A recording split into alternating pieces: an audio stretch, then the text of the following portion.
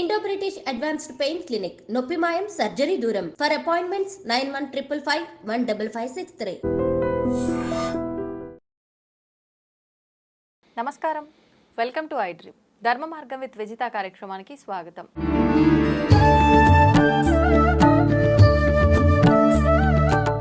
ప్రస్తుతం మనతో పాటు ఉన్నారు ప్రముఖ ఆధ్యాత్మికవేత్త జ్యోతిష పండితులు చింతా రుక్మాంగదరావు గారు. ఇప్పుడు వారితో మాట్లాడి మరిన్ని విషయాలు తెలుసుకుందాం.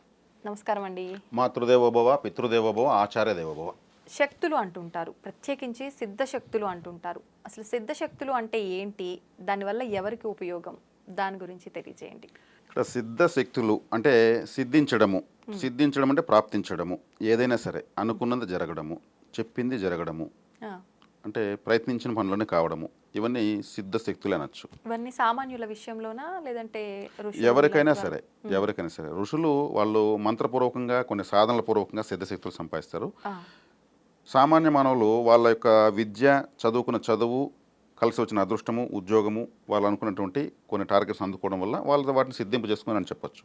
కానీ ఇక్కడ సిద్ధశక్తులు మీరు అడిగిన టైటిల్లో ఒక విధమైనటువంటి ఋషుల గురించి ఈ ఆలోచనలు ఎవరికైనా వస్తాయి.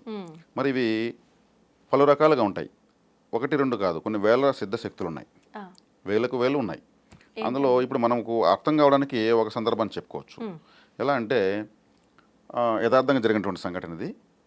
ఉత్తర భారతదేశంలో ఒక ఆశ్రమానికి అధిపతి, పీఠాధిపతి, ఆయనకు ఒక దేవతను ప్రత్యక్షం చేసుకోవాలి. ఆ దేవతను ప్రత్యక్షం చేసుకోవాలి అంటే ఒక దేవత ప్రత్యక్షం కావాల్సింది కదా. ఎలా ప్రత్యక్షం చేసుకోవాలో తెలుసు, కానీ ఆయన అనుకున్న సాధన ఒక 20 సంవత్సరాల వయసు ఉన్నటువంటి అబ్బాయి ద్వారానే చేసుకోవచ్చు. ఆయనకి 20 సంవత్సరాల వయసు ఉన్నప్పుడు అయితే చేసుకో ఉంటాడు, అప్పుడు ఆయనకి తెలియదు, ఈయన వయసు పెద్దదైపోయింది. ఆ దేవత ప్రత్యక్షం అయితే సిద్ధశక్తులు ఇస్తుంది. ఏం కావాలంటే ఈ ప్రపంచంలోకి గొప్ప కీర్తి ప్రతిష్టలు ఇస్తుంది. ఈయనకు ఆ వయసు లేదు, కానీ ఆ దేవత సులభంగా ప్రత్యక్షం చేసుకోవచ్చు. మరి ఎలా చేయాలి? ఈయనకి ఆ వయసు రాదు, మరి 20 సంవత్సరాల అబ్బాయి తనతో ఉండి సాధన చేపిస్తే సిద్ధింపు చేసుకోవచ్చు. ఇతను ఏం ఆలోచించాడు? ఒక 20 సంవత్సరాల ఒక యువకుడిని, క్రమశిక్షణ గల ఒక యువకుడిని తీసుకొచ్చి ఆ సిద్ధ సాధన నేర్పించి, ఇతనికి అమ్మవారు వచ్చి నీకేం కావాలంటే మా గురువుకు సమస్త సిద్ధులు ప్రసాదించిన ఆ అబ్బాయి ద్వారా మనం సిద్ధి పొందుదాము అని అతను ఒక ప్లాన్ వేసుకున్నాడు. సరే, అటువంటి కుర్రాడు కోసం అతను సర్చింగ్లో ఉన్నాడు. ఇది ఎవరికి చెప్పకుండా ఉన్నాడు. భక్తులు వస్తూ ఉంటారు, తెలిసిన శిష్యులు వస్తూ ఉంటారు, వాళ్ళ ఇండ్లలో ఎవరైనా మంచి అబ్బాయి ఉన్నాడని చూస్తూ ఉంటాడు. ఇక్కడ ఆ అబ్బాయి కూడా హాని లేదు, ఇందులో స్వార్థం ఏమి లేదు. దేవతను ప్రసన్నం చేసుకోవాలి, మరింత ఉన్నత స్థితికి వెళ్ళాలి. సరే, ఒకసారి కొన్ని పర్యటనకు వెళ్తే కొంతమంది వచ్చి తెలిసిన వాళ్ళు వాళ్ళ అబ్బాయిని తీసుకొచ్చారు. స్వామి, మా అబ్బాయి సరిగ్గా చదువుకోలేదు, వీడు ఏం ప్రయోజనం కాలేకపోతున్నాడు, మీ దగ్గర పెట్టుకున్న ఆశ్రమంలో మీరు అలా చూసుకుంటే వాడు మీ దగ్గర ఉంటే మాకు సంతోషము, పలానా స్వామీజీ దగ్గర సేవ చేసుకుంటూ ఉంటే అంతకుమించి మాకేం లేదు, వీడికి మేము దారి చూపించలేకుండా ఉన్నాము, వీడికి ఎటువంటి అలవాట్లు లేవు, చదువుకోలేదు, చదువుకోకపోతే ఉద్యోగం రాదు. అప్పుడు ఈయనకి వెతుకుతున్నది కాళ్ళకు తగినట్టు ఈ అబ్బాయి కనిపించాడు. పరిశీలించి ఓకే, అమ్మవారి అనుగ్రహం మనకు ఉంది కాబట్టి ఈ అబ్బాయి మనకు దొరికాడని, ఆ అబ్బాయి నాతో పంపించేయండి అమ్మా, నేను చూసుకుంటాను, దాస్తున్నాడు, తీసుకెళ్ళిపోయాడు. ఆ అబ్బాయి ఏం చెప్తే అది చేస్తున్నాడు. నీళ్ళు తీసుకురాడు, నీళ్ళు తీసుకొస్తున్నాడు, కాళ్ళు వస్తామంటే కాళ్ళు వస్తున్నాడు. గురువు గారి సేవకు వచ్చాము, అంతమించి వేరే పని లేదు అబ్బాయికి, ఆయన ఏం చెప్తే అది చేస్తాడు. ఇలా ఒక 6 నెలలు గడిచింది. గడిచిన తర్వాత ఇతని ఆ సాధనకు కావాల్సినంత వయసు, క్రమశిక్షణ అన్నీ ఉన్నాయి అబ్బాయికి. సరే, ఇతను హడావిడిగా ఒకరోజు గురువుగారు పిలిచి అబ్బాయిని, మనం ఈరోజు సాయంత్రము ఒక వేరే ముఖ్యమైన ప్రాంతానికి వెళ్తున్నాము, నువ్వు రెడీగా ఉండు, ఏర్పాట్లని కారు గీరు అంతా రెడీగా ఉందని అన్నాడు. ఓకే గురువు అన్నాడు. ఎక్కడికి ఏమని అడగలేదు, గురువు ఎక్కడికి వెళ్ళి అడగవెళ్తున్నాము. సరే, అబ్బాయిని తీసుకెళ్ళాడు. తీసుకెళ్తే ఒక అరణ్య ప్రాంతానికి వెళ్తుంది కారు. చిమ్మ చీకటి, అమావాస్య. అందరూ దిగారు. ఈ అబ్బాయికి భయం ఏం లేదు, గురువుగారు ఎక్కడెక్కడికి వస్తున్నారు, ఇక్కడ ఏదో జరగబోతుంది, ఆసక్తిగా అతను చూస్తున్నాడు. ఒక పెద్ద పర్వతము, అందరూ దివిటీలు పట్టుకుని ఎక్కుతున్నారు. వీళ్ళతో పాటు ఎక్కాడు, పైకి పోయారు. అక్కడ ఒక గుహ, అక్కడ ఒక 18 సంవత్సరాల వయసు ఉన్నటువంటి ఒక అమ్మాయి శవం ఉంది, ఆ గుహలో ఉంది, డైరెక్ట్ డెడ్ బాడీ. సరే, చూశారు, అంతా ఈయన ఏర్పాటు చేశాడు, గురువుగారు ఏర్పాటు చేశాడు. ఆ శవం చాలా ఇంపార్టెంట్ పూజకు, ఈ సాధనకి. ఆ శవంలో ఆ శవ పూజ చేస్తే అమ్మవారు ప్రత్యక్షం అవుతుంది. అవి సిద్ధ సాధనలు అలా ఉంటాయి. క్షుద్ర సాధన అనుకుంటారు కానీ అలా కాదు, అది ఒక ప్రత్యేకమైన సాధన. సరే ఈ అబ్బాయిని పిలిచి నువ్వు ఆ అమ్మాయి కాళ్ళ వద్ద తల వద్ద ఒక దీపాలు పెట్టి నేను ఒక యంత్రం ఇస్తాను, ఆ ఎదురుగా కూర్చొని యంత్రం చేతిలో పెట్టుకొని ఒక మంత్రం చెప్తాను, 20 నిమిషాలు ఆ మంత్రం చెప్పు. ఆ అమ్మాయి లేసి మాట్లాడుతుంది. లేదు ఆ అమ్మాయి అలా ఆ శవం అలాగా ఉంటే కూడా అమ్మవారు ప్రత్యక్షమే నీకు వస్తుంది, వచ్చి నీకేం కావాలి నాయన అని అడుగుతుంది. అప్పుడు నువ్వు మా గురువు గారికి దివ్య శక్తులన్నీ ప్రసాదించు తల్లి అని కోరు, అంతే, ఇది నీ వర్క్. అయ్యో గురువుగారు నాకు భయం అండి, నేను ఇట్టాడు నేనాడు చేయగలను. అరే నీకేం భయం లేదురా, నేను అక్కడే ఉంటాను, అక్కడ కూర్చో ఉంటాను, నీ వెనకనే ఉంటాను, నువ్వు ధైర్యంగా చెయ్యి, గురువుగా నువ్వు నన్ను నమ్ము అని మనం బతిమాలి మామాలి. సరే ఇంక గురువుగారి కోసం చేయాలా, చేయకపోతే ఇంకా కుదరదు, నాకు ఈరోజు తప్పితే మళ్ళీ అమావాస్య రాదు, ఇటువంటి బాడీ శవం దొరకదు, మళ్ళీ అవకాశం ఉండదురా బాబు అని గడ్డం పట్టుకుంటాడు. నీకు నేను ఇంకా ఎంతో చూస్తాను, మీ అమ్మ వాళ్ళకి డబ్బులు ఇస్తాను ఇన్ని అనుకుంటాడు. సరే ఈ అబ్బాయి ఏం చేస్తాడు, భయపడుతూ నా మంత్రం 20 నిమిషాలు చెప్తాడు కళ్ళు మూసుకొని.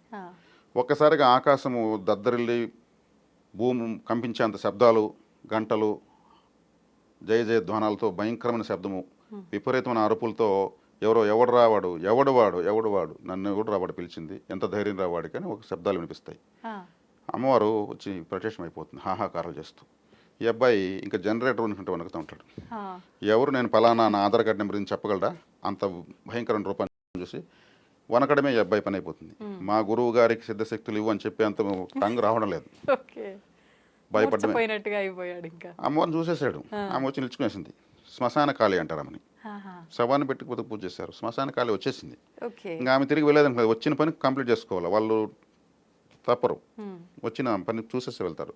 ఆమె మళ్ళీ ఆమె కొంచెంసేపు కూలేసి సాధారణ స్త్రీగా మారి ఏనైనా పిలిచావు చెప్పు భయపడద్దు అంటే మళ్ళీ చెమటలు తుడుచుకొని నీకేం కావాలంటుంది. అతను ఏం చెప్తాడంటే మా నాకు ఒకటి చేసి చాలంటాడు. ఏం చెప్పంటే ఇమ్మీడియట్ నన్ను మా ఇంట్లో మా ఊర్లో ఎత్తిపెట్టి అంటాడు. గురువుగారి సంగతి మర్చిపోయాడు. ఎందుకు ఈరోజు కూర్చొని పెట్టాడు, ఇంతో కూడా ఇంకో చోట కూర్చొని పెడతాడు, ఈ రామాయణం అంతా ఎందుకు, నన్ను మా ఇంట్లో పెట్టి అది ఒకటి చాలంటే ఆమె అలా అయితే వాళ్ళ ఇంట్లో పెట్టేస్తుంది, ఆమె వెళ్ళిపోతుంది. ఎంతకీ ఈ అబ్బాయి రాడు, వాళ్ళు దూరంగా ఉంటారు, దగ్గర వేరే వాళ్ళు ఉంటే సాధన జరగదు. చూసి వీడేమయ్యాడని వచ్చి చూసి ఈ అబ్బాయి ఉన్నాడు, అమ్మవారు వచ్చిన లేదో తెలియదు, ఈ శవం ఇట్లాగానే ఉంది. వీళ్ళకి భయం పట్టుకుంటుంది, వీడేదో అయిపోయాడు అమ్మవారు తినేసిందేమో, వాళ్ళ తల్లిని మనమేం చెప్పాలి అని ఈయనకి బెంగ పట్టుకుంటుంది. సరే ఏదో చేస్తారు, తిరుక్కొని వచ్చేస్తారు. ఈయన ఇంక అప్పటి నుంచి ఆ ఊరికి వెళ్ళడం వాళ్ళని పలకరించడం ఆపేస్తాడు. ఎందుకంటే మా అబ్బాయి ఎక్కడంటే ఏం చెప్పాలి, అక్కడ ఉన్న విషయం నాకు తెలీదు. ఇలా ఒక 6 నెలల తర్వాత మళ్ళీ అనుకోకుండా ఈయన పోవాల్సి వస్తుందో లేదా వాళ్ళు రావాల్సి వస్తుందో జరుగుతుంది. వాళ్ళు తారసపడతారు. తారసపడితే ఈయన భయపడిపోతాడు. ఒకవేళ అబ్బాయి ఆడంటే వాడు పనిలో ఉండాలి, బిజీగా మీరు చెప్పండి అందం ఏమనుకుంటాడు, ప్రిపేర్ అవుతున్నాడు ఈయన ప్రిపేర్ అవుతాడు, చెప్పాలి కదా. వాళ్ళు ఏం స్వామి మా అబ్బాయిని ఇంటికి పంపించేసాను వాళ్ళు అడుగుతారు. మీ అబ్బాయి నేను ఎప్పుడు ఇంటికి పంపించంటే వాడు వచ్చి 6 నెలలు అవుతుంది, చక్కగా ఊళ్ళో వేరే పని చూసుకుంటున్నాడు వాడు. ఈయనకు ఒకసారి ఏం అర్థం కాదు, అంత చీకట్లో వానికి రూట్ కూడా తెలియదు, ఎట్టా వెళ్ళాడు అనేసి. సరే వాడిని ఒకసారి పిలవండి, వానికి నేను ముఖ్యమైన పని ఉంటుంది మాట్లాడాలంటే పిలుస్తారు. నేను ఏం విషయం చెప్పరా, ఏమైందంటే అమ్మవారు వచ్చింది గురుగారు. అమ్మవారు వచ్చిందా, ఏం చేశావు, ఆమె నీకేం కావాలని అడిగింది. ఏమడిగావు, నన్ను మా ఊర్లో మా ఇంట్లో పెట్టామని చెప్పాను, క్షణంలో మా ఇంట్లో నన్ను లబో దిబో నోరు కొట్టుకుంటాడు. ఎంత పని చేసావురా బాబు, ఆమె అడిగింది కదా నోరు తెరిచి, మీ ఇంట్లో పెట్టిందా, అంత సులభంగానే నాకు దివ్య శక్తులు ఇచ్చి ఉంటుంది, నిన్ను మీ ఇంట్లో పెట్టేంత సులభమే రా అమ్మవారికి, నేను ఎంత కష్టపడ్డాను, నాకు అదే వయసు ఉన్నటువంటి శవం దొరుకుతుందా, నీ వయసున్న అబ్బాయి మళ్ళీ నాకు దొరుకుతాడా, నువ్వేమో చక్కగా సెకండ్లో మీ ఇంట్లో కూర్చున్నావు, నా పరిస్థితి ఏం కాదు నిన్ను నమ్ముకున్న దానికి అంటాడు. సరే గురు నేను చేసేది ఏం లేదు, నాకు భయం అయిపోయింది, నేను మళ్ళీ నువ్వు ఇంకొక చోట ఇంకే అడుగు దొరికెళ్తావు, నాకేం ఎందుకు వచ్చింది, ఇంకా అమ్మవారు నీకేం కావాలని నేను ఇలాగ అడిగి మా ఊరికి వచ్చేసాను, చాలు, అంతకుమించి నాకేమి కోరికలు లేవు. సరే ఆయన మనకు ఈ జన్మకు నెరవేరదేమని వెళ్ళిపోతాడు. తర్వాత ఈ అబ్బాయికి అమ్మవారు మళ్ళీ ప్రత్యక్షమవుతుంది, మళ్ళీ ఏ సాధన లేకుండానే. అమ్మ నేను నిన్ను పిలవలేదు కదా, పూజ చేయలేదు కదా, మరి నాకు కనిపిస్తున్నావంటే, లేదు నాయనా నువ్వు గత జన్మలో సాధకుడివి, నీ సాధన అసంపూర్ణంగా ఉంది కాబట్టి నీకు నేను ప్రత్యక్షం అవ్వగలిగాను, నీకు కనిపించాను, ఆ మిగిలిన సాధన కంప్లీట్ చెయ్యి, నీకు ఇస్తా సిద్ధశక్తులు, నేను ఎక్కడికి పోయేది ఆ శవం నేనాడి తెచ్చేది, ఆ యంత్రం నేనాడి తెచ్చేది, అటువంటి కొండపైకి నేనాడేది, అవన్నీ నేను ఏర్పాటు చేస్తా, అమ్మవారే చెప్తుంది, నేనే ఏర్పాటు చేస్తా, నీ చేత కంప్లీట్ చేయాల్సిన బాధ్యత నాకుంది, నువ్వు 90% చేసేస్తావు, గత జన్మలో సాధన ఉన్నది 10%. హ్మ్. కాబట్టి నీకు నీ కష్టం వృధా కాకూడదని అవన్నీ ఆమె ఏర్పాటు చేస్తుంది. హ్మ్. ఆయన సాధించి మళ్ళీ ఆమె ప్రత్యక్షమై వికృత రూపంతో ఆహాకారాలు చేస్తూ సిద్ధశక్తులు ప్రసాదిస్తుంది. హ్మ్. ఆయన తర్వాత ఎంతోమందికి ఉపయోగపడ్డాడు హ్మ్. మంచిగా. మంచిగా. అమ్మవారి ఇచ్చిన వరాన్ని దుర్వినియోగం చేయకుండా. అంటే సిద్ధశక్తులు ఎలా వస్తాయంటే ఎంతో కష్టతరమైనటువంటి క్రమశిక్షణతో కూడుకున్నటువంటి నియమ నిబంధనలతో కూడుకున్నటువంటి సాధనలు ఇలా ఉంటాయి. హ్మ్. సిద్ధశక్తులు ఎలా వస్తాయనే దానికి సాధనా వివరణ ఇలా ఉంటుందని చెప్పడానికి హ్మ్. ఈ కథ వివరించడం జరిగింది. ఓకే. అంత సులభంగా రావు. ఇప్పుడు చాలామంది ఈ మంత్రం చదవండి 108 సార్లు జపించండి, మీరు కోరిందల్లా జరిగిపోతుంది, మీరు పట్టిందల్లా బంగారు అంటుంటారు. హ్మ్. మంత్రాలను అక్షర లక్షలు చెప్తే మంత్రం పనిచేస్తుంది. నమశివాయ అంటే 5 అక్షరాలు, ఆ. 5 లక్షలు చెప్పాలి. అప్పుడు ఆ మంత్రం పనిచేయడం ప్రారంభిస్తుంది. ఓ. శివుడు ప్రత్యక్షం కాడు అప్పుడు కూడా, మంత్రం మాత్రం పనిచేస్తుంది. ఆ. ఒక మంత్రము ఓం నమో నారాయణాయ అంటే ద్వాదశాక్షర మంత్రం అంటే 12 లక్షలు చెప్తే ఆ మంత్రం సిద్ధిస్తుంది. హ్మ్. 108 సార్లు చెప్తే 12 లక్షలు ఎప్పుడు చెప్పాలి? అవును. కాబట్టి అక్షర లక్షలు చేసేట్టుకుంటే ఆ మంత్రం సాధన చేయాలి ఓకే. నియమ నిబంధనలతో క్రమశిక్షణతో. హ్మ్. కాబట్టి మంత్రాలకు చింతకాయలు రాలుతాయని కూడా అంటూ ఉంటారు. రాలుతాయి, ఖచ్చితంగా రాలుతాయి. హ్మ్. ఎలా రాలుతాయి? ఒక మంత్రసిద్ధి పొందిన వ్యక్తి హ్మ్. ఒక చింత చెట్టు దగ్గర నిలుచుకొని మంత్రప్రయోగం చేసి ఆ కొమ్మలో ఇటువైపు ఉన్నట్టు కొమ్మలో చింతకాయలు పడాలి అని చెప్తే రాలుతాయి. ఎలా రాలుతాయంటే ప్రకృతిలో మార్పులు జరిగి ఒక కోతి అక్కడొచ్చి ఆ కొమ్మనే ఊపిస్తుంది. హ్మ్. చిన్నపిల్లలు దారిని పోతూ ఆ కొమ్మకే రాళ్ళేస్తారు, ఆ కాయలకే వేస్తారు, కింద పడతాయి. గాలి విపరీతంగా తోలి ఆ కొమ్మలో కాయలు మాత్రమే చెట్టంతవుగా ఆ కొమ్మలో కాయలే కింద పడతాయి. ఇలా ప్రకృతిలో మార్పులు చెందుతాయి మంత్రశక్తి వల్ల. ఓకే. ఇలా చెప్పగానే అలా టపటప రాలవు. హ్మ్. ప్రతి ఒక్కరూ తెలిసిన వాళ్ళు తెలియని వాళ్ళు మంత్రాలకు చింతకాయలు రాలుతాయా, మంత్రాలు చింతకాయలు ఏ కాయలైనా రాలుతాయి, మనుషులు రాలిపోతారు కావాలి చింతకాయలాగా. కానీ మంత్రశక్తి సాధన ద్వారా సాధించినప్పుడే జరుగుతుంది. అలాంటి సాధకులు చింతకాయల కోసం మంత్రాలు ఉపయోగించరు. హ్మ్. వాళ్ళు చక్కగా ఇంకా ఉన్నతమైన స్థితికి వెళ్ళాలని సాధన చేసుకుంటూ వెళ్తారు. హ్మ్. అలా చేసుకుంటూ వెళ్ళడం వల్ల చేసుకుంటూ వెళ్ళడం వల్ల వాళ్ళు మహాకారణం జన్మలై మళ్ళీ పుడతారు. హ్మ్. వివేకానంద స్వామి ఎక్కడైనా రియల్ ఎస్టేట్ బిజినెస్ చేసుకుని వచ్చాడా? హ్మ్. లేదు కదా. ప్రపంచానికి ఒక సందేశం ఇచ్చేదానికి వచ్చాడు. రామకృష్ణ పరమహంస వాళ్ళు మహాకారణంతో పుడతారు. జీసస్ క్రైస్ట్, గౌతమ్ బుద్ధుడు జన్మ ఉద్ధరించబడతా ఉంటుంది. హ్మ్. వాళ్ళు ఆ మాధుర్యాన్ని చూసేస్తారు. కళ్ళు మూసుకుంటే ఒక స్వర్ణమయమైన కాంతి కనిపిస్తుంది. హ్మ్. ఒక అమృతం లాంటి దార ఒకటి గొంతులో ఊరుతూనే ఉంటుంది. అది నిజంగా అమృతమే. దాన్ని తాగితే టేస్ట్ చేసేస్తే మళ్ళీ ఆకలి దప్పులు ఉండవు వాళ్ళకు. హ్మ్. కళ్ళు తెరిస్తే అది ఆగిపోతుంది, కళ్ళు మూసుకుంటే ఊరుతూ ఉంటుంది. చక్కగా గొంతులో దాన్ని టేస్ట్ చేసుకుంటూ 100 సంవత్సరాలు తపస్సు చేశారు, 1000 సంవత్సరాలు తపస్సు చేశారంటే అమృతమే గొంతులో ఊరుతూ ఉంటుంది. ఓహ్! దాన్ని ఎక్కడ డబ్బులు ఇచ్చి కొనలేము. Manufacturing by tongue. అంతే. అందువల్ల మౌనంగా ఉంటారు, హ్మ్. మాటను వృధా చేసుకోరు. ఆకలి దప్పికలు లేకుండా ఇలా సంవత్సరాల పాటు, నెలల పాటు చేస్తున్నారు. ఎలా చేస్తున్నారేమో మామూలు వాళ్ళమంతా అనుకుంటూ ఉంటాము. ఇదే సీక్రెట్. హ్మ్. ఆ ద్రవం ఊరడం స్టార్ట్ అవుతుంది. నీ ఆకారం ఓంకారం అంటుంది వేదం. హ్మ్. ప్రతి ఒక్కరు ఓంకార స్వరూపులే. అది నిరూపించుకోవాలంటే సాధన చేయాలి. సాధనమున పనులు సమకూరదలున్న జ్ఞానాగ్ని దగ్ధ కర్మణం. నాలెడ్జ్తోనే మనం కష్టాన్ని భరణ చేయగలం. హ్మ్. జ్ఞానం ఎప్పుడు వస్తుంది? ధ్యానం చేస్తే వస్తుంది. ధ్యానం ఎలా చేయాలంటే మనకు దానికి సులభమైన పద్ధతులే. దానికని జిఎస్టీ కట్టే పని లేదు. కూర్చొని పట్టుదల కూర్చుంటే చాలు, హ్మ్. వస్తుంది. కాబట్టి ఇలా సిద్ధిస్తాయి సిద్ధశక్తులు. ఓకే. హ్మ్. మనకు అది ఎక్కడో ఆన్లైన్ ఆర్డర్ పెడితే రావు. ఆ! ఎంతో దాని వెనకాల కృషి, హార్డ్ వర్క్ ఉండాల్సిందే. మాంసపిండము ఖచ్చితంగా. మంత్రపిండం కావాలి. హ్మ్. హ్మ్. అప్పుడు ఆకలి దప్పులు ఇవంతా కూడా సాధారణ వ్యక్తులకు ఉన్నట్టు హ్మ్. వాటిని అధిగమించేస్తాం. ఓకే. అయ్యో నాకు ఆకలి, అయ్యో నాకు దాహము అనేది లేదు. హ్మ్. మరి అఘోరీలు అంతా కూడా హిమాలయాలో తిరుగుతున్నారు కదా, వాళ్ళు సిద్ధశక్తులు సాధించిన వాళ్ళే కదా. అవును. వాళ్ళు అంత చలిలో కూడా మామూలుగా ఉంటారు. నార్మల్‌గా తిరుగుతాం. వాళ్ళు తినేది మూలికాహారం. ఒక మూలిక తింటే 4 రోజులు ఆకలేదు. హ్మ్. ఒక మూలిక తింటే సంవత్సరం రోజులు చలి పుట్టదు. హ్మ్. ఒక ఒక మూలిక తింటే దాహం వేయదు. అటను వాళ్ళు మూలికలు చేతి పట్టుకుని తిరగరు. అవును. ఉన్నప్పుడు కొంత తీసుకొని తినేసి గమ్మున పోతూ ఉంటారు. హ్మ్. మూలికాహారము ఇంకేం కావాలి? హ్మ్. ఆ స్థాయికి వెళ్ళే జీవనం ఎలా ఉంటుంది? అవును. అది సిద్ధశక్తులు వస్తే హ్మ్. అద్వితీయమైనటువంటి దైవికమైన జీవితం ఉంటుంది. హ్మ్. నేరుకు నేరు పట్టపగులే అన్ని లోకాలు చూడగలరు వాళ్ళు. అటని మనకు చెప్పరు చందమామ కథల్లాగా. వాళ్ళు ఆస్వాదిస్తూ ఉంటారు. హ్మ్. ఇప్పుడు అంత సాధన చేసిన వారి మాటకు గాని, వాళ్ళ ఆశీర్వాదానికి గాని చాలా పవర్ ఉంటుంది గదా! హ్మ్. ఇప్పుడు వాళ్ళ మాటకు ఒక పవర్ ఉంది, వాళ్ళు ఏదైనా అన్నారు అంటే అది జరిగిపోతుంది. కానీ సామాన్యులు కూడా చాలా వరకు ఏదైనా మాట్లాడినప్పుడు ఆ మాటలు నేను అన్నయన్ని నెరవేరుతున్నాయి, అది మంచన్నా జరుగుతోంది, చెడన్నా జరుగుతోంది, లేదు అంటే ఏదైనా జరగబోయేది నాకు ముందే అనిపిస్తోంది, నేను ఎవరితోనో చెప్తున్నా అది జరిగిపోతుంది, ఇలా మాట్లాడుతుంటారు. నిజంగా ఇలా జరుగుతుంటాయి. మీకు ప్రారంభంలోనే చెప్పాను ఈ విషయం. సామాన్యులకు కూడా ఉంది. వీళ్ళ యొక్క సాధనతో అంటే సక్రమంగా ఆలోచనతో కుటుంబాశ్రమ ధర్మాల్లో ఇప్పుడున్నటువంటి ఈ జీవనంలో మనకున్న ధర్మాలను ఖచ్చితంగా గౌరవించి ఆచరించడం వల్ల ఇప్పుడు జరుగుతున్న పరిస్థితులను గెస్ట్ చేయగలవచ్చు. నాకు ముందే తెలుస్తూ ఉంది, నేను సిక్స్ సెన్స్ నేను చెప్పగలను. ప్రతి ఒక్కరికి ఉంది.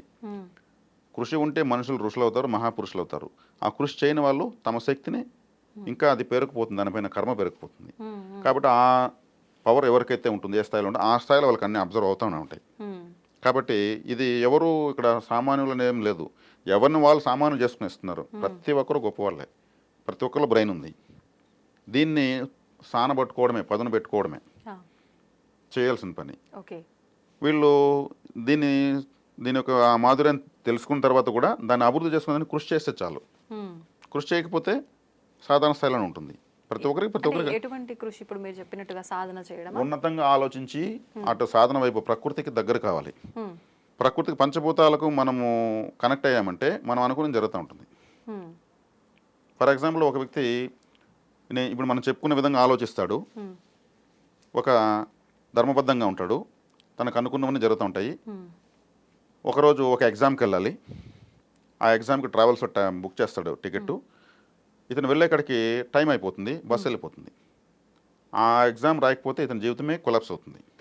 కానీ ఆ బస్సు వెళ్ళిపోయింది. ఇప్పుడు ఇతని సాధన ఏమైతే నిర్వీర్యమే కదా అయింది. కానీ మరుసటి తెల్లవారు చూస్తే పేపర్లో పలానా సోన్సో బస్సు యాక్సిడెంట్ అయింది, ఒకరు కూడా బతకలేదని వస్తుంది. ఒక వ్యక్తి పలానా నెంబర్లో మాత్రం ఎక్కలేదు, అతని పేరు ఇది, అతను ఒక్కడు ఎక్కుంటే అతను కూడా చనిపోయాడు. అప్పుడు ఇది న్యాయం జరిగింది, అన్యాయం జరిగిందా? ప్రకృతి కాపాడింది కదా. బాధ పెట్టినా జీవితాన్ని ఇచ్చింది. ప్రాణం కన్నా విలువైంది ఏది ఉంది? ఆ ఎగ్జామ్ కాకపోతే ఇంకొక ఎగ్జామ్ రాసుకోవచ్చు. ఇలా ఉంటుంది ప్రకృతి, ఒక అడుగు వెనక్కి లాగుతుంది. అంటారు కదా పెద్దవాళ్ళు, అమ్మో బతికుంటే అడుక్కొని తినైనా బతికేటోళ్ళం కానీ పోయి ఉంటే ప్రాణాలు పోయి ఉండేవమ్మా అని చెప్పి. ఇలాంటి సందర్భాల్లోనే వర్తిస్తాయి. అందుకే అనుభవంతో చెప్పే మాటలు అవి. చెడు వల్ల జరిగే మంచి దేని వల్ల జరగదు అంటూ ఉంటారు. మనకు చెడ్డ జరిగిందంటే దాని వెనక ఇంకా ఎక్కువ మంచి జరగాలి కాబట్టి ప్రకృతి దాపేసింది, ఇది వద్దు నీకు, ఇంకా ఎక్కువ ఇస్తాను. దాన్ని మనం అర్థం చేసుకున్నామంటే, ఆ స్థాయిలో ఆలోచించామంటే ఇంకా మోర్ బెనిఫిట్ మనకు వెయిటింగ్లో వస్తుంది. ఇప్పుడు మాటకి ఇంత పవర్ ఉంది, మన ఆలోచన విధానానికి కూడా ఇంత పవర్ ఉంది, దాన్ని మనం ఉపయోగించే స్థాయిలో ఉపయోగించట్లేదు. మాటకి ఇంత పవర్ ఉన్నప్పుడు చాలామంది మాటికి ప్రతి మాటకి ముందు వెనకాల ఒట్టు, అమ్మ మీద ఒట్టు, నాన్న మీద ఒట్టు, దేవుడి మీద ఒట్టు, ప్రతి ఒక్కసారి ఒట్టు అని అంటుంటారు. నిజంగా ఇది కరెక్ట్ పద్ధతి అంటారా? ఒకవేళ ఈ ఒట్టు వేసినా నిజంగా మాట మీద నిలబడితే అది ఒక మన నమ్మకంగా భావించి వాళ్ళకి ఏం జరగదు అనుకోవచ్చు, మాట తప్పుతూనే ఉంటారు. దానివల్ల ఏమైనా ఇబ్బంది జరుగుతుందంటారా? మాట అంటే వాక్కు. ఈ వాక్కు అనేది 5 దశల్లో ఉంటుంది. వాక్ చాతుర్యము, వాక్ దాటి, వాక్ పటిమ, వాక్ శుద్ధి, వాక్ సిద్ధి.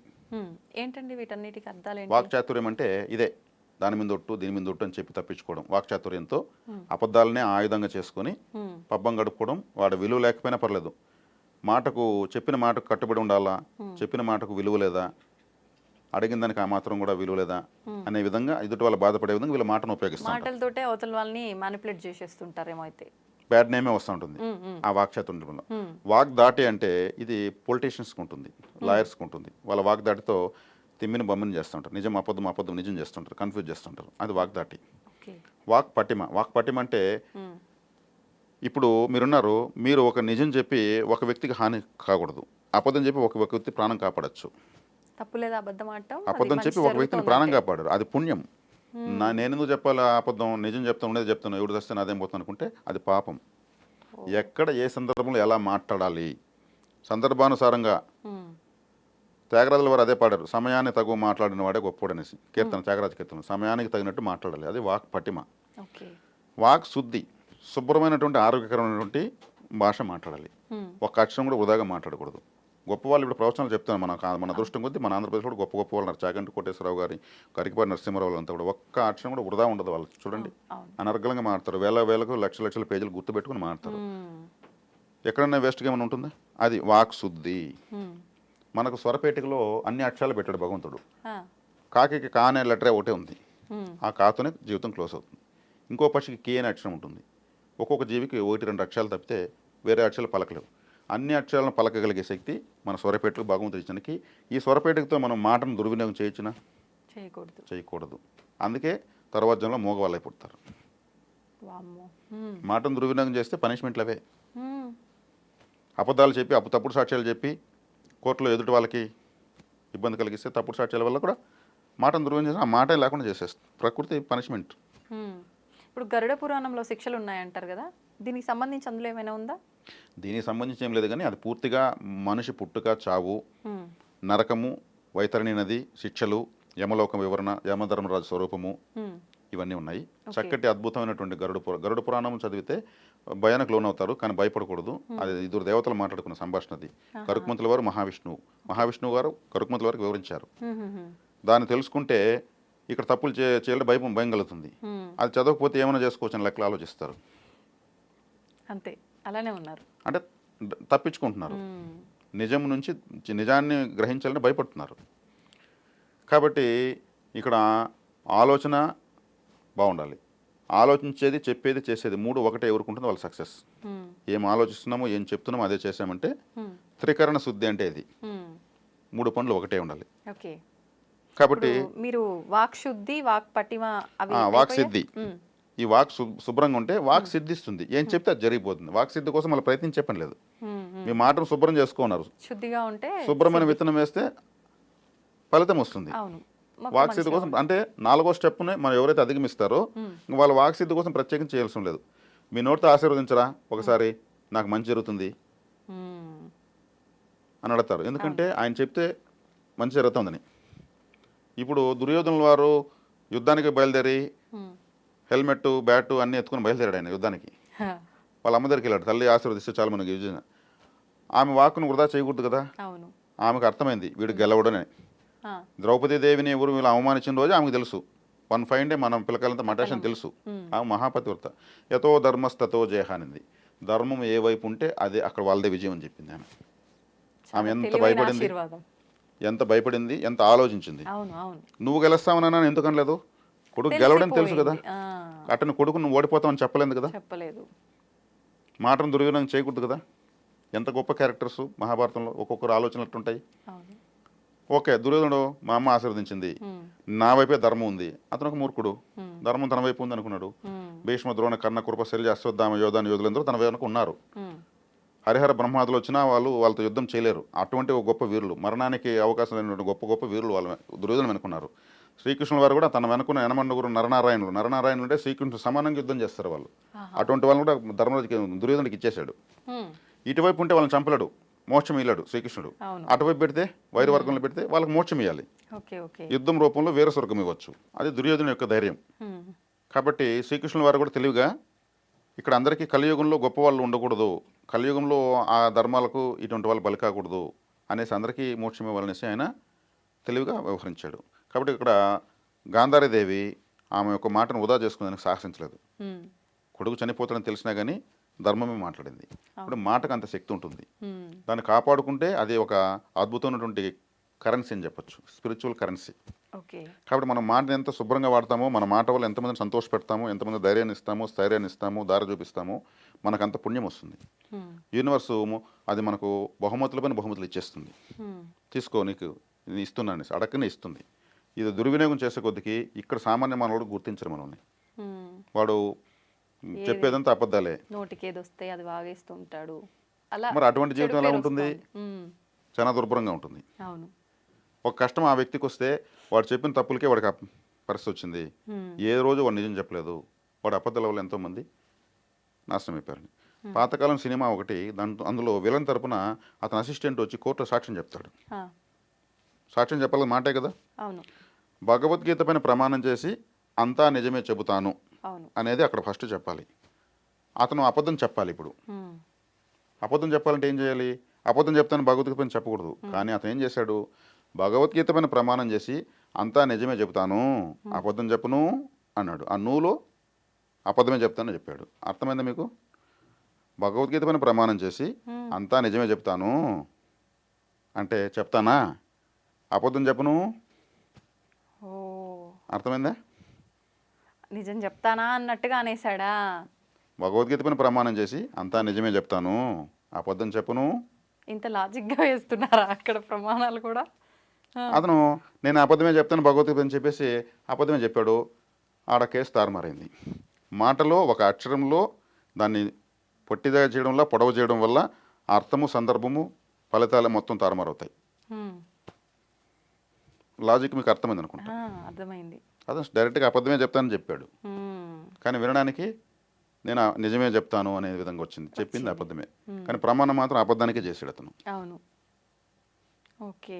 మాట అనేది చాలా శక్తివంతమైనది. హ్మ్. ఈ మాటలోంచే మంత్రాలు పుట్టాయి, మాటలోంచే శ్లోకాలు పుట్టాయి, మాటలోంచే ప్రపంచం పుట్టింది, శబ్దంలో నుంచే చైతన్యం పుట్టింది. హ్మ్. సృష్టి ఎలా పుట్టిందంటే శబ్దంలో నుంచి పుట్టింది. ఆ శబ్దం ఏది? హ్మ్. ఓంకారం. హ్మ్. ఓంకారం నుంచి అది సర్వబీజం. అందుకు ఓంకారము ఎవరు ఎక్కువ చెప్తారో వాళ్ళకి ఇతరత్ర మంత్రాలు అవసరం లేదు. హ్మ్. ఏ అక్షరాన్ని పలికినా మన నాలుక ఎటువైపు ఒకవైపు తగులుతుంది. హ్మ్. ఓం అంటే గాల్లో ఉంటుంది నోట్లో. హ్మ్. ఓం అంటే ఇక్కడ అదురుతుంది. ఇక్కడ 2 వేలు ఇలా పెట్టి ఓం అంటే ఇక్కడ మనకు అదురుతుంది ఇక్కడ. ఇంకే అక్షరం చెప్పినా ఇక్కడ అదరదు. సహస్రారము చైతన్యమవుతుంది. యాక్టివేట్ అవుతుంది. కాబట్టి ఓంకారం 108 సార్లు ఒకరోజు చెప్తే 108 టైమ్స్ సహస్రారము షేక్ అవుతుంది. హ్మ్. నాలుక ఎటువైపు తగలదు ఓంకారానికి. హ్మ్. ఓంకారం చెప్తే మిగతా ఏ లెటర్ పలికినా నాలుగు ఎటువైపు ఒకటైపు తగులుతూనే ఉంటుంది. హ్మ్. అదే గాల్లో లేస్తుంది. ఓం అన్నప్పుడు గాల్లో ఉంటుంది నాలుక అని చూడండి. కాబట్టి ఓంకారం సర్వబీజం. ఓకే. ఇప్పుడు ఈ బీజాక్షరి మంత్రాలు ఆడవారు పలకడానికి వీల్లేదు అని చెప్పి ఓం నమః శివాయ అని చెప్పాల్సొచ్చినప్పుడు, ఓం నమః శివాయ కాకుండా శివాయ నమః అని ఇలా చెప్పుకోవాలి అని చెప్పి కొంతమంది చెప్తుంటారు కదా! దాని గురించి ఏమంటారు? స్త్రీలకు కొన్ని రకాల కట్టుబాట్లు ఉంటాయి, కొన్ని జీవన విధానాలు ఉంటాయి. వాళ్ళకు అనుగుణంగా ఉన్న పూజలను సెలెక్ట్ చేసుకుని వాళ్ళు చేసుకోవాల్సి వస్తుంది. వ్రతాలు, నోములు, కొన్ని స్త్రీల వ్రత కథలను కొన్ని ఉంటాయి. అటువంటి చేస్తే పురుషులు చేసే సాధనతో వచ్చే సమానమైన ఫలితం వాళ్ళకు వస్తుంది. ఓకే. వాళ్ళు గంటల తరబడి, రోజుల తరబడి కూర్చొని సాధన చేసిన అవసరం లేదు. ఆ! వాళ్ళకు శక్తి ఎక్కువ పురుషులతో పోలిస్తే. హ్మ్. అందుకే మంగళసూత్ర ధారణ పురుషులకు ఎందుకు పెట్టలేదు? దాన్ని భరించే శక్తి పురుషులకు లేదు, ఆ! స్త్రీలకే ఉంది. మాతృత్వం ఇచ్చేటువంటి శక్తి స్త్రీలకే ఉంది. హ్మ్. హ్మ్. ఓ స్త్రీ 3 సార్లు పుడుతుంది. ఒకసారి పుడుతుంది అందరూ అనుకుంటారు. హ్మ్. ఒకసారి పుడుతుంది స్త్రీగా. తను పుష్పవతి అయినప్పుడు ఇంకోసారి పుడుతుంది. ఇంకొక ఇంటికి కోడలైనప్పుడు ఇంకోసారి పుడుతుంది. హ్మ్. ఎనర్జీ లెవెల్స్ మారుతూ వస్తాయి. హ్మ్. అందుకే స్త్రీ వచ్చేటప్పుడు అటు 7 తరాలు ఇటు 7 తరాలు నువ్వు పేరు తేవాలమ్మంటారు. పురుషుడికి ఎందుకు చెప్పరు? హ్మ్. ఆ శక్తి ఉండేది ఒక స్త్రీకే. నిత్యాగ్నిహోత్రురాలు. ఎప్పుడు దీపం వెలిగిస్తుంది, కాఫీ పెడుతుంది, వంట చేస్తుంది, అందరినీ ఇంట్లో చూసుకుంటుంది. చూసుకుంటుంది. మనం మగవాళ్ళు ఒక 1/4 కేజీ ఫోన్ జోబులో పెట్టుకుంటే మొయ్యలేరు. హ్మ్. బిడ్డను మోసి కని పెంచి ఉద్ధరించేస్తుంది. ఢిల్లీకి రాజైనా తల్లికి కొడుకే. కాబట్టి వాళ్ళు ఒక చక్కటి శ్లోకాలు, వ్రతాలు ఇవి చేస్తే హ్మ్. పురుషులకు అభివృద్ధి ఉంటుంది. ఓకే. వాళ్ళ తోడ్పాటు లేకపోతే ఏ మగవాడు అభివృద్ధి చెందలేడు. హ్మ్. మనం అనుకుంటాం వాళ్ళకి పూజలు లేవనేసి. అవును. చక్కగా వాళ్ళు వెలిగించే దీపమే ఇంటిని ఉద్ధరింపజేస్తుంది. హ్మ్. కాబట్టి ఈ గౌరీ పూజ ఒకటి చేస్తే ఆ భర్తకు విశేషమైన అభివృద్ధి ఆ మరుసటి సంవత్సరం కనిపిస్తుంది. హా! ఒక్కసారి గౌరీ పూజ ఒక స్త్రీ, ఒక ఇల్లాలు చేస్తే హ్మ్.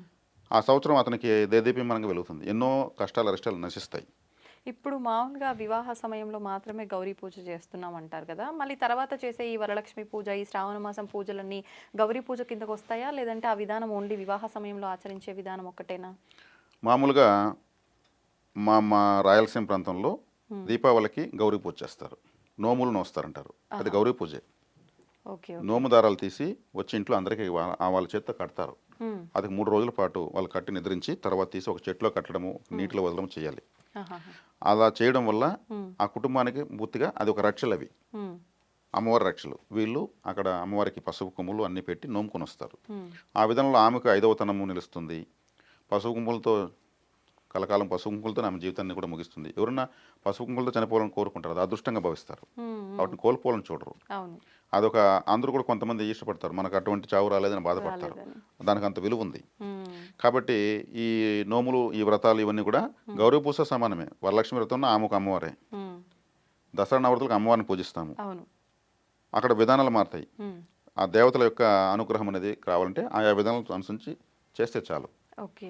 కాబట్టి ఇక్కడ మనం మాట అనే దాని గురించి స్టార్ట్ చేసాము. అవును. ఇక్కడ వచ్చే ఈ వ్రతాలు, పూజలు, అనుష్ఠానాలు అన్నీ కూడా మాటలు, అక్షరాలు, శబ్దాలతో ఉన్నాయి. హ్మ్. ఎక్కడ మనం మాటను దుర్వినియోగం చేయకుండా పోవడం వల్ల ఏ స్థాయికన్నా మనం వెళ్ళవచ్చు. ఇప్పుడు మీరు అన్నారు ఇందాక, అంటే వీడంటే అయిపోతుంది, వీడు ఏదైనా మంచిగా మాట్లాడితే అనుకున్నట్టుగా నాకు మంచి జరుగుతుంది వాడి నోటి ద్వారా వస్తే అని చెప్పి అన్నారు కదా. అలాగే ఒక మాట ద్వారానే కాదు, చాలామంది నమ్ముతుంటారు ఇంట్లో వాళ్ళే కానీ స్నేహితులే కానీ, నేను ఎక్కడికైనా వెళ్ళేటప్పుడు కానీ ఏదైనా పని చేసేటప్పుడు కానీ వీడి మొహం చూసినా, వీడు ఎదురొచ్చినా, లేదు పలానా స్త్రీలే కావచ్చు వస్తే నాకు మంచి జరుగుతుంది అని చెప్పి నమ్ముతుంటారు. నిజంగా మన తలరాతలో ఏదుందో అదే జరుగుతుంది కానీ వాళ్ళెవరో ఎదురు రావటం వల్ల కానీ వాళ్ళ నోటి మాట ద్వారా అనటం కానీ ఇదంతా నమ్మొచ్చు అంటారా? చక్కటి ప్రశ్న అడిగారు మీరు. మామూలుగా పిల్లి వదిలేస్తే కూడా చాలామంది వెళ్ళరు. అవును. కొంతమంది వీడియోస్ వస్తే వెళ్ళరు. ఉమ్. కొంతమంది దగ్గుతూ తుమ్ముతూ ఎదురుగా వస్తే వెళ్ళరు. వెళ్ళరు. కొంతమంది నెత్తిన ముసుగేసుకుని వస్తే వెళ్ళరు. ఉమ్. కొంతమంది ఇద్దరు బ్రాహ్మణ్స్ వస్తే మధ్యలో దూరరు. ఉమ్. మధ్యలో ఇద్దరు బ్రాహ్మణులు మధ్యలో పోకూడదు అంటారు. ఓకే. కొంతమంది కుక్కలు కాట్లాడుకుంటూ అరుచుకుంటూ వస్తే వెళ్ళరు. ఉమ్. పాము అడ్డంగా వచ్చినా వెళ్ళరు. మరి మన ఇంట్లో గేదెలు పశువులు ఉంటే అవి తుమ్మినా దగ్గినా వెళ్ళరు. ఉమ్. మన కాలు ఎడం కాలు లేదా కుడి కాలు గడపలో కొట్టుకుంటే కూడా ఉమ్. కాలు తట్టుకునింది బయలుదేరేటప్పుడు వెళ్ళరు. ఓకే. మనం బయలుదేరేటప్పుడు కీస్ ఎత్తుకుంటే కీస్ జారి కింద పడ్డాయంటే బండి కీసు వెళ్ళరు. ఉమ్. వాచ్ కట్టుకుంటే వాచ్ కింద పడిందంటే టైం కదా వెళ్ళరు. ఉమ్. బల్లి అరిసిన దానికి రకరకాల అవును. అర్థాలు తీసుకుంటారు. ఆ. మరి ఇవన్నీ నేను చెప్పినవన్నీ అపశకునాల కిందకే కదా వస్తాయి. ఉమ్. శుభశకునం అశుభశకునం. అందుకు భార్య ఎదురు రమ్మని వీధులు అంతా చూసి ఆగాగు ఆమె వస్తుంది ఆమె వెళ్ళని, ఆయన వస్తున్నాడు ఆయన వెళ్ళని, కుండలు ఎదురొచ్చినా వెళ్ళరు, కట్టెలు ఎదురొచ్చినా వెళ్ళరు. ఇవన్నీ చూసుకుంటారు. ఉమ్. మరి పెంకులు అప్పుడు పాతకాలం ఇంట్లో పెంకులు ఉంటాయి, ఆ పెంకులు వచ్చినా వెళ్ళరు. ఇన్ని ఉన్నాయి అశుభ శకునాలు. అవన్నీ చూసి కరెక్షన్ చేసుకుని పంపిస్తూ ఉంటారు. కొంతమంది ఎప్పుడు బయలుదేరినా పలానా ఆమె ఎదురొస్తుంది, ఆమె కాసుకొని ఉంటుంది అంటూ ఉంటారు. వాళ్ళు కాసుకొని ఉండరు. పిల్లి కూడా దానికి ఏమీ తెలియదు, దాని పాటికి అది వస్తుంది. అంటే ప్రకృతి తెలియజేస్తుంది నువ్వు వెళుతున్న పని కాదు అని వాళ్ళని ఎత్తుకొచ్చి చూపిస్తుంది. ఉమ్. వాళ్ళు మనకు మంచిగా చేశారు, ఆ. నీ శ్రమ వృధా చేసుకోవద్దు, ఈ పని కాదు అని వాళ్ళు మంచిగా చెప్పారు మనకు. ఓకే. అంత ఇన్ఫర్మేషన్ ఎవరు ఇస్తారు? అవును. ఒక పైసా సంకేతంగా ఖర్చు లేకుండా భావించాలి. ఉమ్. బయలుదేరక బాబు అని చెప్పారు. అవును. వాళ్ళు మనం ఎందుకు తిట్టుకోవాలి? ఉమ్. అంటే వాళ్ళు ఎదురు రావడం వల్లే నాకేదో హాని జరిగింది అని నేను భావిస్తున్నా కాబట్టి తిడతాను. వెళ్ళబోయే పని కాదని వాళ్ళు సూచిక చేశారు, సిగ్నల్ ఇచ్చారు. అది ప్రకృతి ద్వారా జరుగుతుంది. వాళ్ళ పనిగా వాళ్ళు వచ్చారు అంతే. ఆ. నీ పని చెడగొట్టడానికి ఎవరు పుట్టలేదు. పుట్టలేదు. అది చాలా పవర్ఫుల్ ఇన్సిడెంట్ అది. ఉమ్. పిల్లి దానికి ఎంత అదృష్టకరమైన జీవితం అది. అయ్యా బాబు నువ్వు వెళ్ళొద్దు, ఉమ్. హ్యాపీగా ఇంట్లో ఉండు అని చెప్తుంది. అంతేగాని ఉమ్. నేను నీ పని చెడగొడుతున్నాను దానికోసం రాదు అది. ఉమ్. ఏది కూడా ప్రకృతిలోంచి శకునం, ఒక శకునం అంటే ఒక శబ్దం ద్వారా తెలియజేస్తుంది, ఒక ఓకే. దృశ్యం ద్వారా తెలియజేస్తుంది. ఉమ్. ఓకే మనం వెళ్ళకూడదు. ఉమ్. నేను చెప్పాను కదా, బస్సు మిస్ అయితే మరుసటి తెల్లవారు తెలుస్తుంది అది మిస్ కావడమే మంచిది. మన అదృష్టం అని. ఉమ్. ఈ శకునాలన్నీ మనకు ముందుగానే తెలియజేసినాయి. ఉమ్. దేవుడు ఫోన్ చేస్తాడా? లేకపోతే లేదు. లేదు కదా. కాబట్టి మనం వాటిని అభినందించాలి, థ్యాంక్స్ చెప్పాలి. అట్లా అట్లా తిరిగి మళ్ళీ ఇంటికి వచ్చి నీళ్ళు తాగేసి కొద్దిగా చక్కెర నోట్లో వేసుకొని ఉమ్. మళ్ళీ బయలుదేరుతారు, అయినా పని కాదు. ఉమ్. నేను ఫస్ట్ బయలుదేరినప్పుడు అయిపోయింది పని, అది ఇంటికాడనే అయిపోయింది, అయినా బయలుదేరినాం కాలేదు అని మళ్ళీ వస్తారు. ఓకే. దానికి మించి అధిగమించిపోతే ప్రకృతిని అధిగమించలేం కదా మనం. అవును. కాబట్టి ఇక్కడ వాళ్ళని మనం దూషించాల్సిన అవసరం, అభినందించవచ్చు. ఉమ్. వాళ్ళు పదే పదే వస్తున్నారంటే మన పనులు చావడానికి చాలా ఆటంకాలని అర్థం. ఉమ్. పలానా వాళ్ళు మాట మాటికి వస్తున్నారంటే ఉమ్. వాళ్ళ పనిగా వాళ్ళు వస్తారు. మన పనులు చెడగొట్టడానికి ఎవ్వరు లేరు, తెలియజేయడానికే ప్రకృతి ఉంది. అది వ్యక్తుల రూపంలో, కొన్ని రకాల జీవుల రూపంలో, కొన్ని రకాల శబ్దాల రూపంలో తెలియజేస్తుంది. ఉమ్. అదే కొంతమంది బయలుదేరి వెళ్తూ ఉంటే ఉమ్. బండి అరటి పండ్లు లేదంటే ఆపిల్ పండ్లు బండి తోసుకొని అమ్ముతూ ఉంటారు కదా, ఆ. వాళ్ళు ఎదురొచ్చారంటే అద్భుతమైన శుభశకునం. ఆహా. ఏదైనా సరే ఏ పండ్లు. పండ్ల బండి, పండ్లు తట్టెత్తుకుని కూడా కూరగాయలు పండ్లు ఇవి ఎత్తుకొచ్చారంటే వాళ్ళు అరుచుకుంటూ వస్తూ ఉంటారు. ఉమ్. ఆహార పదార్థాలు, అద్భుతమైన శకునం. ఓకే. అదేవిధంగా చిన్నపిల్లలు ఆడుకుంటూ సంతోషంగా ఎదురొచ్చారంటే అది అద్భుత శకునం. మనం పోతూ ఉంటే కుక్క మన ముందు ఇలా పరిగెత్తిందంటే రా నీకు ఇబ్బంది లేదు వెళ్ళు అనేది సిగ్నల్ ఇచ్చినట్టే. ఓకే. ఓకే. కుక్క తోక ఆడించుకుంటూ మనం పోతుంటే అది మనకు వీడ్కోలు చెప్పినట్టు, పోయిరా నీ పని అవుతుందని, సంతోషంగా రావాలి. కుక్క విశ్వాసమైన జీవి, ఉమ్. ఉమ్. నెగటివిటీ లేనటువంటి జీవి. ఓకే. అది ఎక్కడ పడుకోవాలంటే వాసన చూస్తుంది, ఎక్కడ నెగటివ్ ఉండదో అక్కడ వాసన చూసి రౌండ్గా తిరిగి మళ్ళీ పడుకుంటుంది. అంటే నెగటివ్ అది 80% 1% కూడా దగ్గర చేర్చదు, నెగటివ్ లేని చోటనే పడుకుంటుంది. అది యూరిన్ పోయినా కానీ వాసన చూస్తుంది, ఎక్కడ నెగటివ్ అక్కడ యూరిన్ పాస్ చేస్తుంది. అంత గొప్ప జీవి అది, అదొక పెద్ద సైంటిస్ట్ అది. అందుకే పోలీస్ శాఖ కూడా అద్భుతమైన సేవ చేస్తుంది అది. ఓకే. అదే కుక్క నోటికి ఏదైనా ఒక పేలుకో లేదంటే ఒక చెప్పు ఒక ఎముకో ఎత్తుకొని ఎదురుకు వస్తే కూడా ఇంకా అద్భుతంగా జరిగిపోతుంది పని. కుక్క ఏదైనా నోట ఖర్చుకొని వచ్చిందండి చాలు, అది మనం పోతుంటే రైట్ సైడ్ పోతే చాలు. శుభశకునాలు అంటారు వీటిని. ఇప్పుడు మన తల్లో మన చెల్లెలో సోదరో అవ్వో విడోస్ ఎవరైనా ఉండొచ్చు, మన వాళ్ళ విడో అనేటువంటి తత్వం పనిచేయదు. వాళ్ళు మనవాళ్ళు, మన క్షేమం కోరేవాళ్ళు, కుటుంబ సభ్యులు అయితే మాత్రం వాళ్ళు ఎదురు రావచ్చు. అమ్మమ్మ ఉంటుంది, అమ్మకు అమ్మ, మాతృత్వానికి మనకు మాతృత్వం ఇచ్చినటువంటి మాతృమూర్తి. ఆమె పరిపూర్ణంగా నా మనవడు పోయి విజయవంతం కావాలంటే సంతోషంగా పొంగిపోతే ఎదురు వస్తుంది. అదే గొప్ప విషయము. ఆమె విడోతనం ఎక్కడ పనిచేస్తుంది? అందులో వాళ్ళు చిన్న పిల్లలతో సమానంగా ఉంటారు ఆ వయసులో. అందరూ బాగుండాలని కోరుకుంటారు. కూతురు, అల్లుడు, కొడుకు, కోడలు అందరూ బాగుండాలని కోరుకునేటువంటి స్థాయిలో ఉంటారు వాళ్ళు. కాబట్టి అక్కడ వాళ్ళు ఆ విధవతనం అనేది పనే చేయదు, వాళ్ళ ఆశీర్వాదమే పనిచేస్తుంది. కాబట్టి ఇక్కడ శకున శాస్త్రం అనేది మనము ద్వేషించాల్సిన అవసరం లేదు, అభినందించవచ్చు. ఇప్పుడు వైధవ్యం ఉన్న స్త్రీది ఆశీర్వాదం పనికొస్తుంది అన్నారు కదా. ఆశీర్వాదం అనేసరికి చాలా సందర్భాల్లో ఇప్పుడు ఏదైనా ఫంక్షన్కి వెళ్ళారు, ఇంట్లో వాళ్ళ మనవళ్ళది ఫంక్షన్ అయిందనుకోండి, అక్షతలు వేసే దగ్గరకు వచ్చేసరికి వాళ్ళు కాళ్ళపైన నమస్కారం చేసి ఆశీర్వాదం తీసుకుందామని వచ్చినా వీళ్ళు వద్దు అని చెప్పి పక్కకు జరిగిపోవడము, అక్షతలు వేయకుండా ఉండడం, ఇలాంటివి చేస్తూ ఉంటారు. నిజంగా మన కుటుంబ సభ్యులు, మన అమ్మ మన అమ్మమ్మ మన మంచే కోరుకుంటారు మీరు చెప్పినట్టుగా, వాళ్ళ అక్షతలు వేసినంత మాత్రాన ఏదో అశుభం జరిగిపోతుందంటారా? జరగదు. వాళ్ళ ఆశీర్వాదం ఖచ్చితంగా తీసుకోవాలి. అలా అడ్డుకుంటున్న వాళ్ళను వాళ్ళు దాన్ని ఏమంటారు, తన గర్వం అంటారు. అది ప్రదర్శించకూడదు. వాళ్ళు పెద్దవాళ్ళు అంతే, ఒకటే మాట అయిపోయింది. వాళ్ళు కోరుకున్నంత శుభం ఎవరు కోరుకోరు. వాళ్ళు తక్కినవన్నీ దిగదుడిపే. వాళ్ళ ఆశీర్వాదం స్ట్రైట్గా రావాల్సిందే. నువ్వు వేయకూడదు, నువ్వు కొంచెం దూరంగా ఉండు అని అంటున్నారంటే వాళ్ళ తన గర్వాన్ని ప్రదర్శిస్తుందని అర్థం. వాళ్ళని హట్ చేయకూడదు. హట్ చేసినటువంటి వాళ్ళు హట్ అయ్యారంటే అది సూక్ష్మ రూపంలో వీళ్ళని దెబ్బ కొడుతుంది. మళ్ళీ ఇలా అన్నందుకే ఈ దెబ్బ తగిలిందని వాళ్ళకి తెలియదు, గుర్తించారు. నాకేంటికి ఇలా జరిగింది, నేను ఏ తప్పు చేయలేదు, నాకేందుకు జరిగిందంటారు. ఈ తప్పులు చాలా తప్పులు ఇవి. వాళ్ళ విలువ ఎప్పటికీ తగ్గదు. వాళ్ళు మనవాళ్ళు, మన మంచి కోసం వాళ్ళు ఆ స్థితిలో ఉన్న వాళ్ళ దగ్గర ఆశీర్వాదం తీసుకుంటే 100 రెట్లు ఇంకా ఎక్కువ ఆశీర్వాదం శక్తి వస్తుంది. ఆశీర్వదించేటప్పుడు కండ్లలోంచి ఒక రేస్ వస్తుంది, అప్పుడు మాత్రమే వస్తుంది. అది వాళ్ళు వంగినప్పుడు ఈ సహస్రారం పైన పడితే ఆ రేసు ఇక్కడ పడినప్పుడు సహస్రారం శుభ్రం అవుతుంది. అందుకు ఆశీర్వాదం పాదాలపైన పడాలనేది. ఎవరు తల్లిదండ్రుల్లో ఉంటారో వాళ్ళ పిల్లలపైకే వస్తుంది ఆ రేసు. వాళ్ళకు కూడా తెలియదు విషయం. చల్లగా ఉండనన్నా, చక్కగా ఉండనన్నా, 100 ఏళ్ల పాటు కలకాలం బతుకునే మాటలు అప్పుడే వస్తాయి. అప్పుడు మాత్రం ఆ కళ్ళలో ఆ రేసు వస్తుంది. కన్నీళ్ళు కూడా 3 రకాలుగా వస్తాయి. ఇక్కడి నుంచి వస్తాయి, మిడిల్ నుంచి వస్తాయి, ఇక్కడి నుంచి వస్తాయి. ఆనంద బాష్పాలు, జ్ఞాన బాష్పాలు, విషాద బాష్పాలు. విషాద బాష్పాలు ఇక్కడంతా మండిపోతుంది. విషాద బాష్పాలు అది ఉప్పగా ఉంటాయి, మండిపోతాయి చెంపలంతా కూడా, అంత కెమికల్ వస్తుంది. జ్ఞాన బాష్పాలు ఇక్కడి నుంచి వస్తాయి. ఆనంద బాష్పాలు ఇక్కడ నుంచి చల్లగా ఉంటాయి. ఆనంద బాష్పాలు మన ఐస్ కూల్ వాటర్ లాగా ఉంటాయి. అవి గొప్పవి. కాబట్టి అంత శక్తి వస్తుంది కళ్ళలోంచి. దాన్ని మనం కోల్పోయినట్టే వాళ్ళ దగ్గర తీసుకోకపోతే. దాన్ని అడ్డుకున్న వాళ్ళు మానవ జన్మకు అనర్హమే. ఆ గొప్పతనాన్ని అడ్డుకునే శక్తి, అధికారం వాళ్ళకి ఎవరు ఇచ్చారు? కాబట్టి ఇలాగా మనము ప్రతి సందర్భంలోనూ జీవితాంతము మనం ఎన్ని లక్షల సార్లు కోట్ల సార్లు మాట్లాడతామో, ఎన్ని విషయాల గురించి మాట్లాడతామో, ఎక్కడ కానీ మాట తడబడకుండా, మన మాట ద్వారా ఇతరులకు హాని కలగకుండా దాన్ని కాపాడుకుంటూ వస్తే మనము ఎంతటి స్థాయికైనా వెళ్ళొచ్చు. మనము మాట ద్వారానే దేవుని పిలిచినా, ఎవరిని పిలిచినా దేవుని మాట ద్వారానే పిలుస్తాం.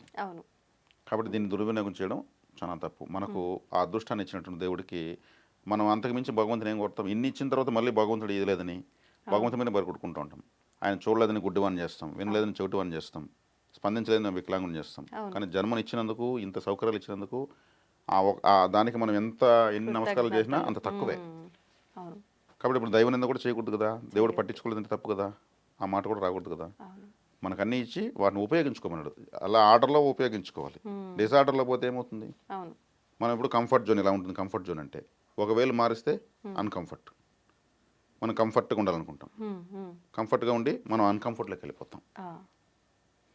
కాబట్టి భగవంతుని ఎప్పుడు దైవ నింద చేయకూడదు, పరనింద చేయకూడదు. ఇప్పుడు మాట టాపికే వచ్చింది కాబట్టి ఒక డౌట్, నేను ఎంత నిజాయితీగా ఉన్నా, నేను మాట్లాడే పద్ధతి అంతా కరెక్టే అంటే అది చాలామంది మాట్లాడతారు, నువ్వు మాట్లాడేది కరెక్ట్, నీ వరకు కరెక్ట్ కావచ్చు, పక్కనోడి విషయానికి వస్తే అది తప్పు కావచ్చు అంటారు. కానీ అది ఎక్కడ తప్పు అనిపించదు, ఎదుటి వాళ్ళకి మాత్రం అది ఎంతసేపు తప్పుగానే అనిపిస్తుంటుంది.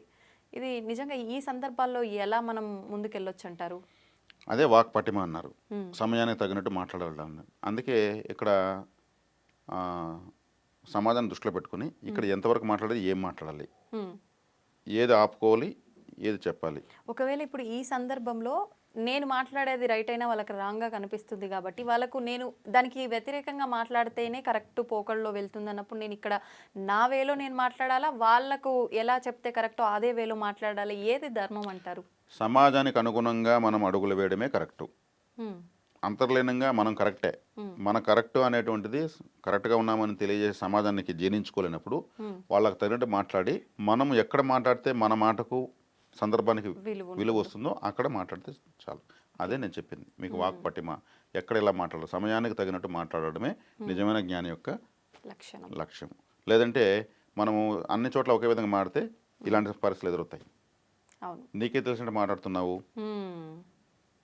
ఎన్నో చెప్తారు.